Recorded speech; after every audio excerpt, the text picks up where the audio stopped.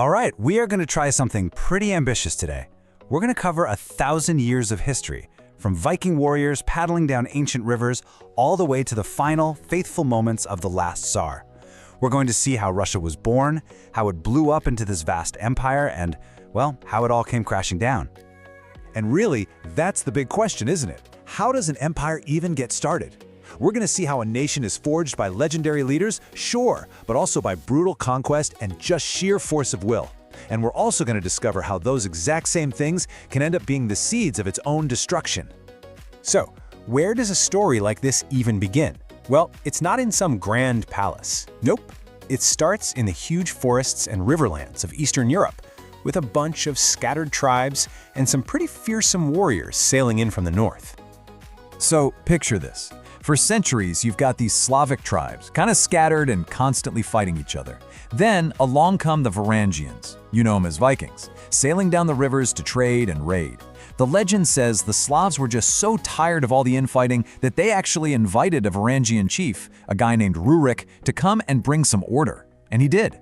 Then his successor, Oleg, captures the city of Kyiv, and just like that, he forges all those scattered tribes into the very first unified state, the Kievan Rus. And for a while, things were amazing, under rulers like Vladimir the Great, who made the huge decision to convert to Orthodox Christianity, and Yaroslav the Wise, who set up a whole legal code. Kievan Rus became a genuine European power. Seriously, for a time it was one of the most sophisticated and powerful states on the continent, a real hub for culture and trade. But you know, golden ages, they never last. Right after Yaroslav's death, his sons started fighting among themselves, and that great unified state, it cracked, shattering into a bunch of competing principalities. They were totally unprepared for the absolute storm that was about to hit them from the east. And that threat was the Mongol Horde. We're talking about the armies of Genghis Khan's grandson, Batu Khan, a colossal, unstoppable force that just swept across the plains, and it was about to completely shatter the world of the Rus. And this just lays out the horrifying choice that every single Rus prince had to make. If you decided to fight back, your city would be burned to the ground and your people would be slaughtered. If you submitted, you were spared, but it came at a price. The city of Novgorod, for instance, chose to submit, and it survived. It was a brutal lesson in pragmatism. This whole period got a name, the Tatar Yoke. And it was way more than just paying tribute, it totally reshaped the Russian soul. Think about it. 2 centuries of humiliation created this deep-seated belief that only a single, powerful, centralized ruler could ever stop a catastrophe like that from happening again. That's a lesson that would echo for hundreds of years. But here's the thing. For those 2 centuries under the yoke, one city was quietly playing the long game, Moscow. Its princes just got stronger and stronger, grabbing more and more power.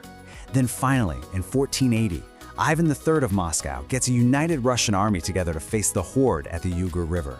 And the Mongols just retreated. After 200 years, the yoke was broken. Okay, so they're finally independent. Now what? Well, Moscow starts to build a new, uniquely Russian state, and this whole era is going to be defined by a new kind of ruler, an absolute sovereign with a brand new title, Tsar. And that very first Tsar was Ivan IV. His coronation was a huge deal. This marked a monumental shift. He wasn't just a grand prince anymore, one among many. He was now the supreme, God-ordained ruler of all the Russias. But history would remember him by a very different name, Ivan the Terrible. You know, his reign actually started with a lot of promise and reform, but it just descended into this paranoid reign of terror. He created a secret police to crush anyone he saw as an enemy. And, in a fit of rage, he even beat his own son and heir to death. And Ivan's violence, well, it doomed his own dynasty. When his other son died without any children, the Rurikid line, which had ruled for 700 years, was just gone. Russia completely fell apart into what's called the Time of Troubles. We're talking anarchy, famine, foreign invasions, and a whole parade of fake czars. The nation was right on the brink of ceasing to exist. But just when it seemed like all was lost, the Russian people rallied. A citizens' army drove the Polish invaders out of Moscow, and the country's leaders knew they needed a new, unifying dynasty if they were ever going to survive. And that number, 300, that's how many years the new dynasty was going to last. In 1613, a young nobleman named Mikhail Romanov was elected Tsar.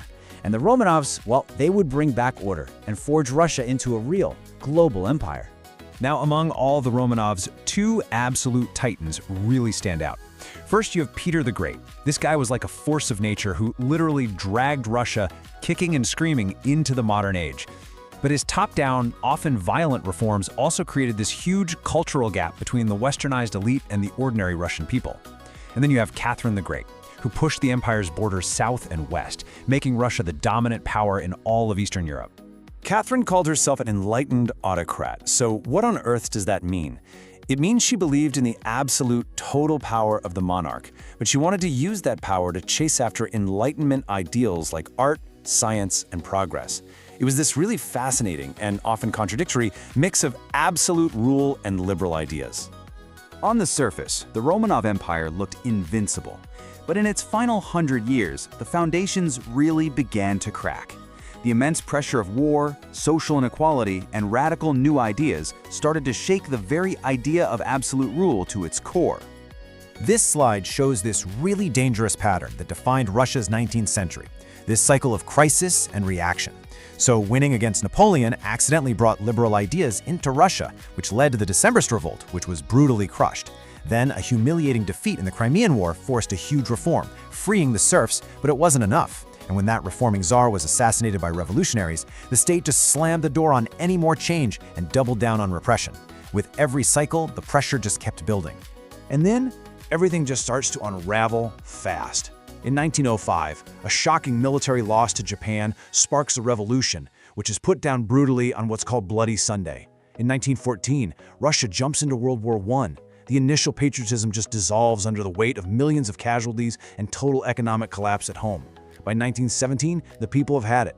Protests over bread shortages turn into a massive general strike. And then comes the critical moment. The soldiers refuse to fire on the crowds. In fact, they join them. The government had lost all control.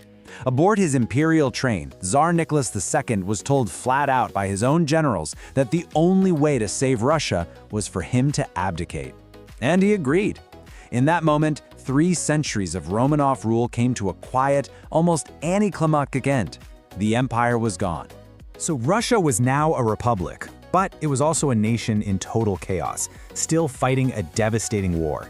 1,000 years of history, from Rurik all the way to the Romanovs, had ended.